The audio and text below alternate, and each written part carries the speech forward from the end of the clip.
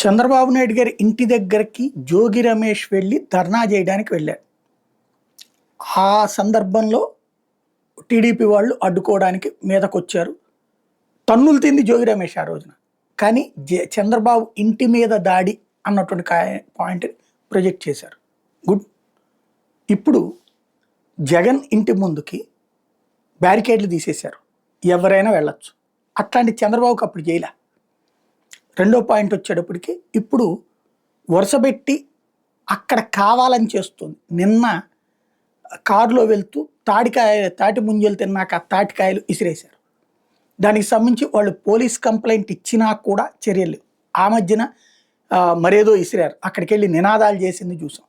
వరుసగా జరుగుతున్నటువంటి పరిణామాలు, ఒకటి జగన్ ఎక్కడికన్నా వెళ్తుంటే భద్రత ఇవ్వట్ల, అక్కడ కంప్లీట్గా గాలికి వదిలేస్తున్నారు. ఇది స్పష్టంగా కనబడుతుంది. ఇప్పుడు ఈ కాన్సెప్ట్ చూసినా అదే, అంటే జగన్ని బాగా చికాకు పరిచి ఆ చికాకుతో జగన్కి ఏదన్నా జరిగితే అప్పుడు అది జగన్ వైఫల్యమే అనేటటువంటిది. ఇప్పుడు ఈ చర్యల ద్వారానేమో జగన్ని రాక్షసుడిగా చిత్రీకరించడంతో పాటుగా ఇట్లాంటి ఘటనలతో కవ్వించడం అన్నటువంటి చేస్తూ ఉన్నారు.